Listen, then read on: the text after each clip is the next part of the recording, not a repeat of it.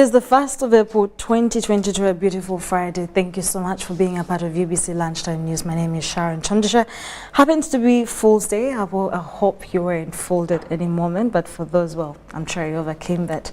Now, thank you so much for being a part of the UBC Lunchtime News. And in our top stories of the day, Kisoro Security and DRC Security have agreed that all refugees in Uganda go back to the country since the country is now peaceful. Now, the RDC Kisoro Captain Peter Mjisha said refugees who are scattered in Bunagana, Muramba, Nyamurubuye have 2 days to vacate the area. Refugees in Bunagana have been given 2 days to either go back to their country or they go to Nyakabande transit centers if they are not sure with the security of DRC. With today, they must be moving either back to Congo or to Nyakabande camp. Because we cannot just keep them in that school where the children are supposed to attend the class. Captain Peter Kyomugisha says that Bunagana is now crowded, hence insecurity and health risk. It's still big. The number is still very big. Okay. When you go in the forest there, yes, you can be overwhelmed. Okay. The number is still. Mugisha, however, said that he was not aware whether the rebels have vacated the DRC army barracks. Well, we don't know yet. We can't go into that kind of their own intelligence because it's their own security. Refugees say that they are confused in Bunagana because they do not trust the security of DRC and they do not trust UNHCR if they can manage to feed them.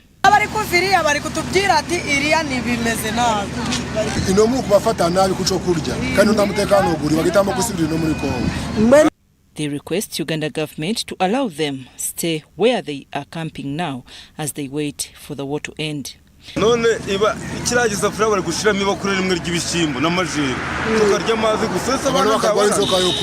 Close to 60,000 refugees and asylum seekers from the Democratic Republic of Congo crossed into Uganda through the Bunagana border following the war on Sunday night.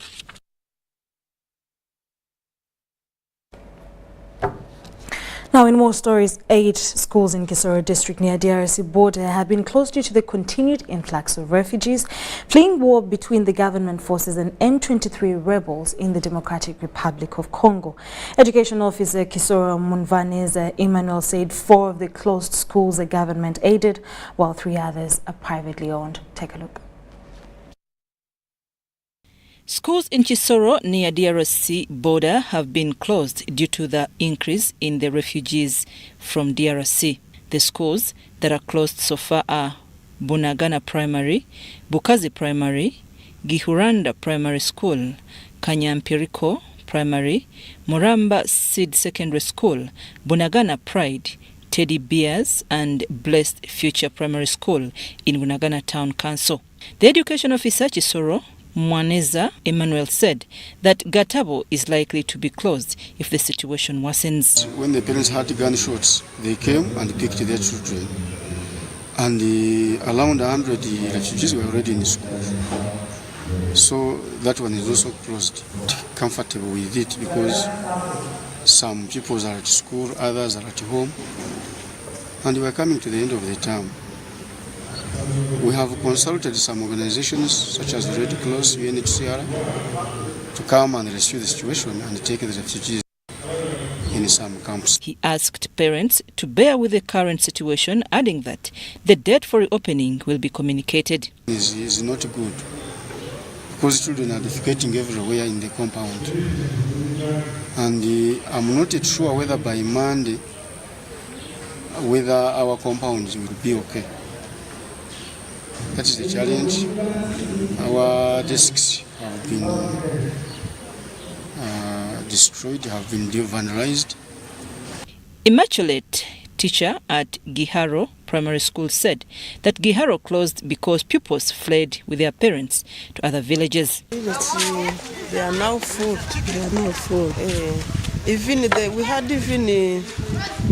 Some came with their goats, sheep. The compound was full, in fact. Head teacher at Bukazi Primary School said that parents refused to send their children to school, fearing that stray bullets from DRC may shoot them. Bahunganye n'ababyeyi babo. None iyo bahungiye baracyariyo ntabwo mbebe baterera kugira ngo baze kubera ejo nabwo amasasi gavuza abe bari kugaruka barugera basubirayo. The RDC Kisoro District Captain Peter Mugisha said that they closed schools over the influx of refugees, but on Monday they will resume their studies. Next week the classes will start.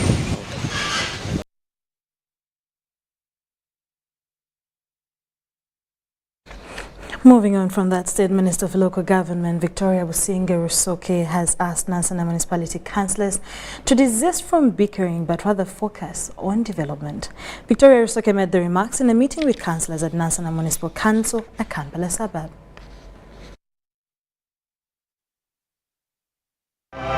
Nansana Municipal Councillors had convened a meeting to pass a vote of no confidence in their Mayor Bachite Regina. Although the issues were solved, the motion was tabled by Honorable Hussein Chivumbi. State Minister for Local Government Victoria Rusoke intervention left leaders contented and decided to work together for a common good. Nansana, Nansana, Nansana, the great Nansana. You are really great, and before I came here, as a teacher and researcher, I had to research, and I come very... This followed a meeting convened by the minister with the area members of parliament and advised them to put their political differences behind and serve. People have been lamenting, why is government first taking our taxes, sitting a lot with it? If they were doing like Nansana is doing, we wouldn't be receiving the taxes first. And now, I'm taking an idea which we should roll out to collect these taxes technically, scientifically, like Nansana is doing. The minister said government is in the process of improving the infrastructure in Nansana municipality. No one is going to love Nansana more than you. That will be a lie. So, your patriotism starts with what you do in Nansana. When you love Nansana, it means you are working for it. It means you are working together. It means you are not corrupt. It means you are looking for quality service delivery. And that's what government is emphasizing. The resident district commissioner, Wakiso District, Justin Babazi, asked all border riders to register with the concerned to reduce on the insecurity. Performance of our people, we are heading to parish development model. The minister launched a grader bought by Nansana municipality. Sudat Kaye, UBC News. Performance of our people.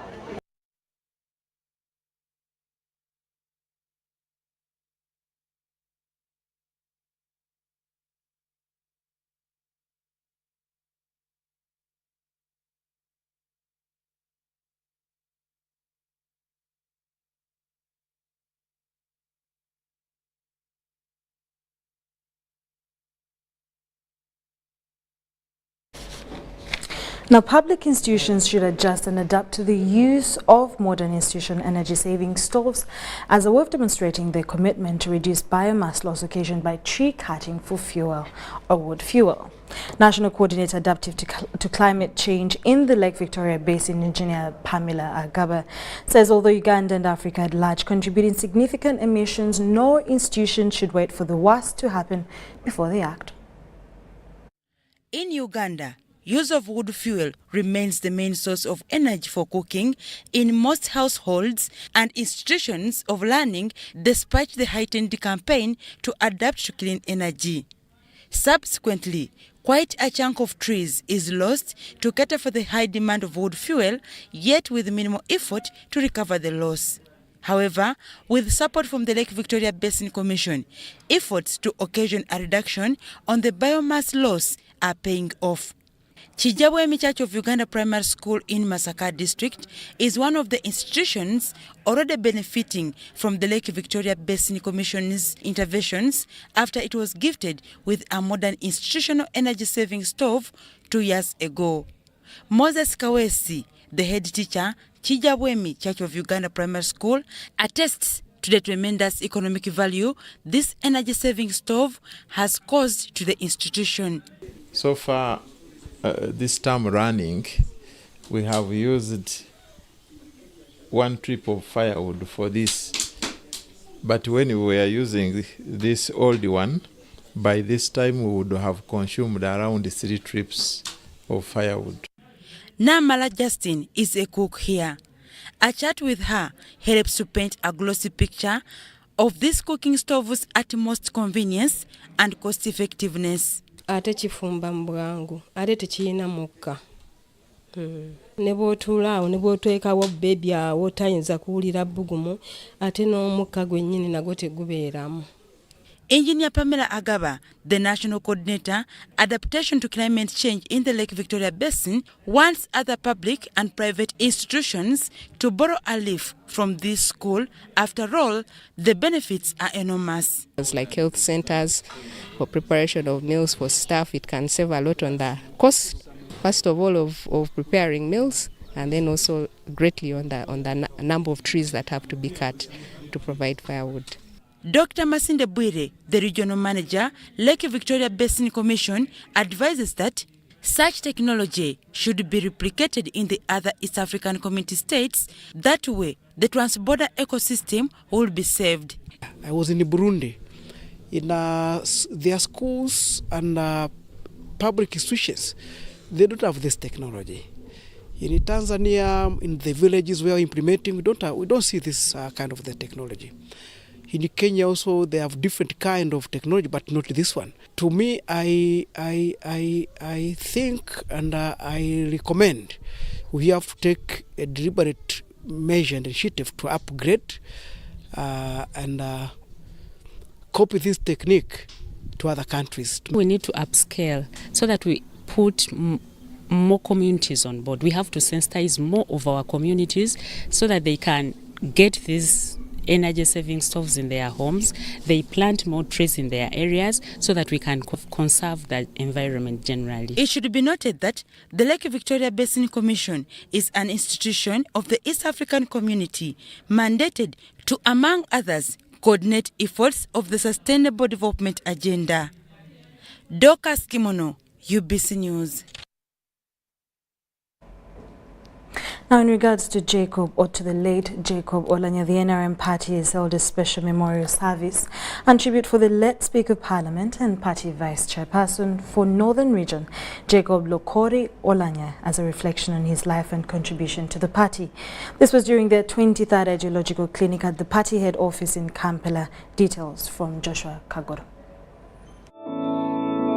The 23rd Ideological Clinic of the National Resistance Movement Party was dedicated to the life of the NRM Vice Chairperson for Northern Region and former Speaker of the 11th Parliament, the late Right Honourable Jacob Lokori Olanya, whose ideas contributed to the growth of the party.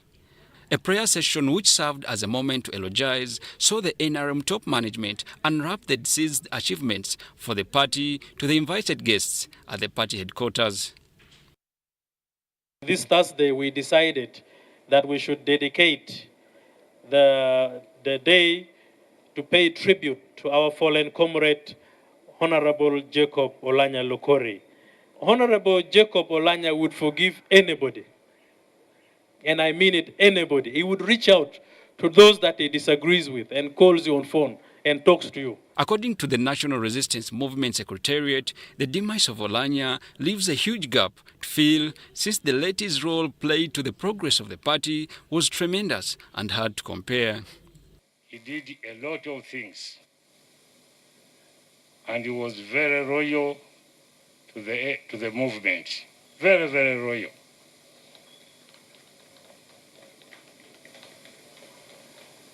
And he did a great job, especially in the north, when they had not accepted the NRM. The Honorable Norbert Mao, the guest speaker of the session, who has been Jacob Olanya's lifetime friend, narrated about the deceased legacy and fight for life before he breathed his last and urged the NRM and the entire country to collectively pray to God for Olanya's family. It is a season, I told him. I assured him that he's a foremost flag bearer for those of us born in the 60s and 70s. He has a historical mission to accomplish as part of our generation, we found Jacob alive. He opened his eyes and saw us. His face was very sad when he saw us. He didn't talk much.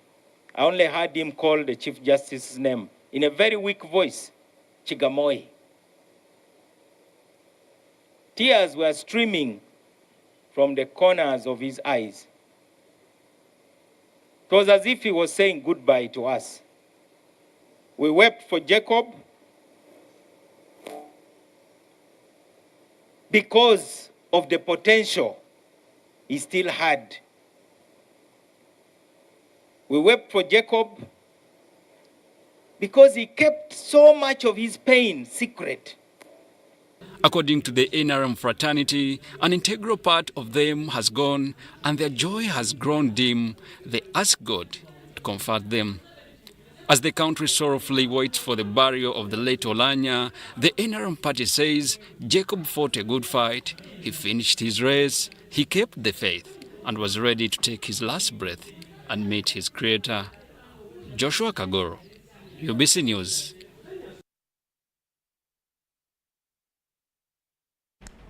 Now, the body of the late Speaker of Parliament, Jacob Olanya, will be coming into, and UBC will be here to keep you updated and show you what transpires during the day.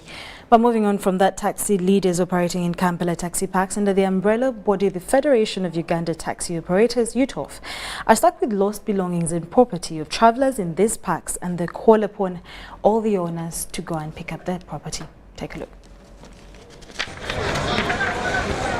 A number of travelers throng the city on a daily basis for business, visits and other reasons, Kampala being the central business district and a terminal route to other destinations in the countryside. However, because of the congestion and nature of Kampala city, many people are caught in a mix of congestion and end up losing or forgetting their belongings and property in taxi parks or bus terminals. But due to corporate social responsibility, honor your customer, the managements of taxi parks and bus terminals often collect them and keep them just in case one turns up.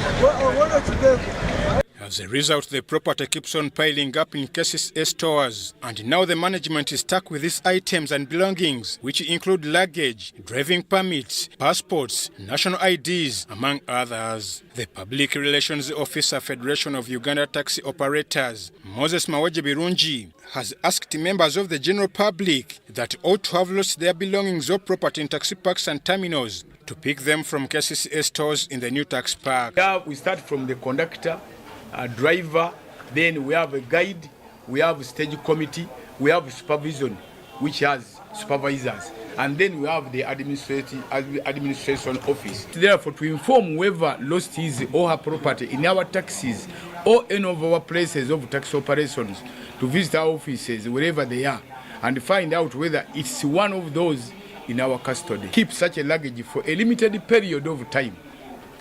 We contact the authority, that's in particular cases and police, for guidance on what to do next.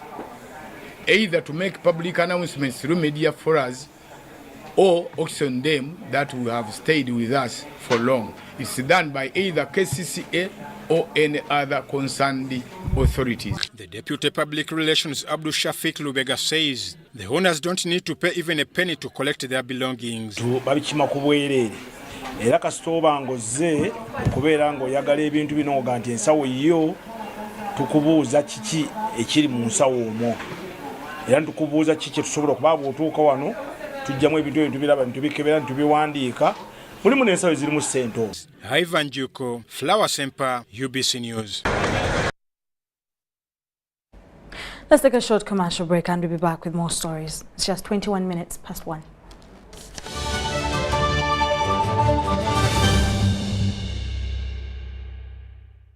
Need to send money to a loved one but you don't have enough on your phone? Have you run out of fuel but you don't have enough money? Do you want to pay for yaka or water but have insufficient funds? Or do you want to shop but you don't have enough money? Don't worry, get away with MTN Momo Advance. Momo Advance tops up your Momo to complete your transactions. Dial *165*5*3# to apply. MTN Momo Advance is always available when you need it. This is how we play. Play with power. This is how we do it. How we put a team together. This is how we pass on greatness. Because with this team to inspire us, there's nothing we can't do. Go for goals and win. Buy a Pepsi glass bottle or Pepsi Max 330 ml. Check another crown and win soda, TVs, caps, t-shirts and cash. Redeem prizes at any Pepsi depot or truck countrywide. Terms and conditions apply. Pepsi, for the love of it. It's Freaky Friday from Airtel. Buy or gift. Buy or give. Get freaky too! Dial star 149 star 10 hash to load a Freaky Friday bundle for you to enjoy the best offers on voice and data. To buy a bundle for friends and family, dial star 149 star 10 star 5 hash. Freaky Friday with Airtel. Buy or gift a bundle today. Dial star 149 star 10 hash to get started. Airtel, the smartphone network. COVID-19 is still here with us. As Professor Maggie Chigozi states, the time is now for all of us to get vaccinated. When we have one person who's not vaccinated, it affects everybody around them, most especially the ones close to you. Keep your family safe. Anyone right now who's over 18 should go and get vaccinated. Because of the new COVID-19 circulating variants like Omicron, it is very important for all of us to be fully vaccinated with 2 doses of the same vaccine type. It's only those getting Johnson & Johnson who receive only a single dose to be fully protected. Even after vaccination, continue to adhere to all SOPs by wearing a mask properly, covering your mouth and nose, washing your hands regularly with soap and clean water or using an alcohol-based sanitizer, maintaining physical distance of at least 2 meters from others and avoiding crowds. Echa COVID-19, chija kugwa. This message is from the Ministry of Health with support from UNICEF and partners. Pay for your dream phone, Mpola. Get your dream phone today for as low as 1,400 Uganda shillings with free data for a year and pay slowly. All phones come with daily 50 MBs for 12 months. Repayment period is 1 year. Available at MTN service centers and M-Kopa shops.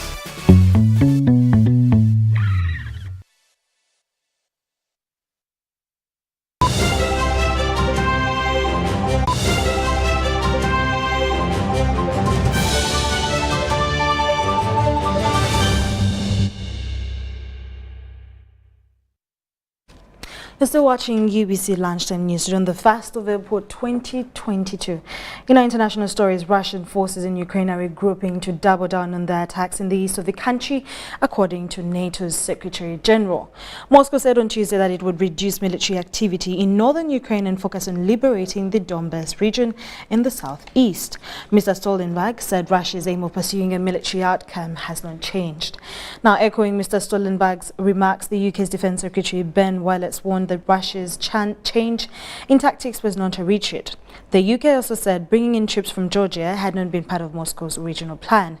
Around 20% of Russian troops around Kyiv have started to reposition, according to a US senior defense official. Now, the official added that the Russians had largely abandoned Hostomel airport outside of Lviv and are already moving back from Chernobyl nuclear plant.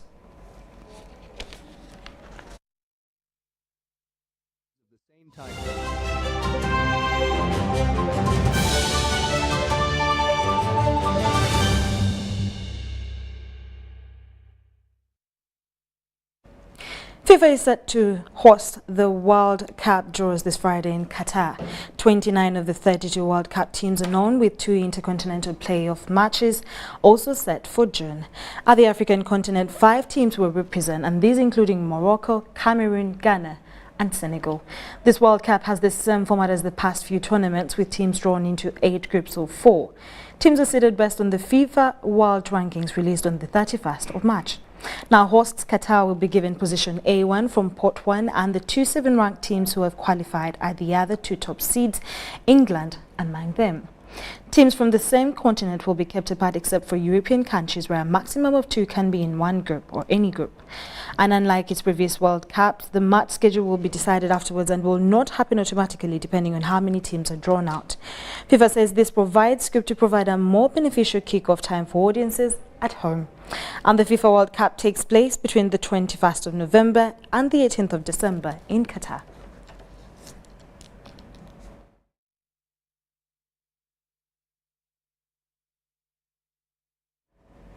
Well, thank you so much for being a part of UBC Lunchtime News. It's just 26 minutes past 1 p.m. You can stay tuned for more programming coming your way. And as we get to also witness the arrival of the body of the late Speaker of Parliament, Jacob Olanya. Have a good afternoon. My name is Sharon Kyomugisha.